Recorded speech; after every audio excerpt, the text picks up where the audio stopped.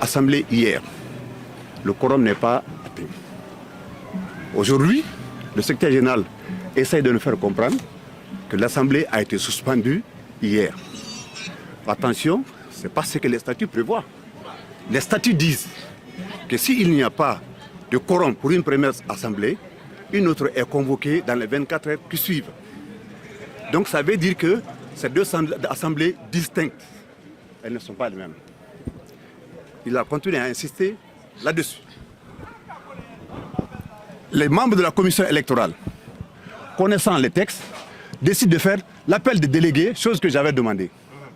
Il a été clairement établi que le quorum n'était pas dans la salle.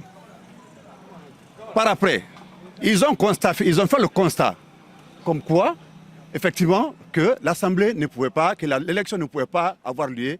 Par conséquent, elle était, n'est-ce pas, renvoyée de façon sine die. Monsieur le secrétaire général prend le micro. Il dit que l'élection est reportée. Attention, avec les mots, ce n'est pas des choses qu'on doit laisser les gens dire. Il y a eu une première assemblée. L'assemblée, elle est souveraine.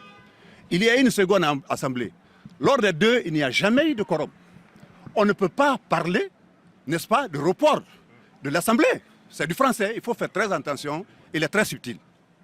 Je dis à monsieur le secrétaire général, attention, l'élection n'est pas reportée. L'élection ne peut plus avoir lieu. Parce qu'il y a déjà eu deux assemblées, il n'y a pas eu de quorum. Il s'emporte, il me dit que c'est lui qui fait la police de l'Assemblée et que si je prenais encore la parole, qu'il allait me vider. Comment un secrétaire général peut faire la police d'une assemblée? Ensuite, Madame la Présidente prend le micro, elle dit, n'est-ce pas, que jusqu'à preuve du contraire, c'est elle qui fait la police de l'Assemblée.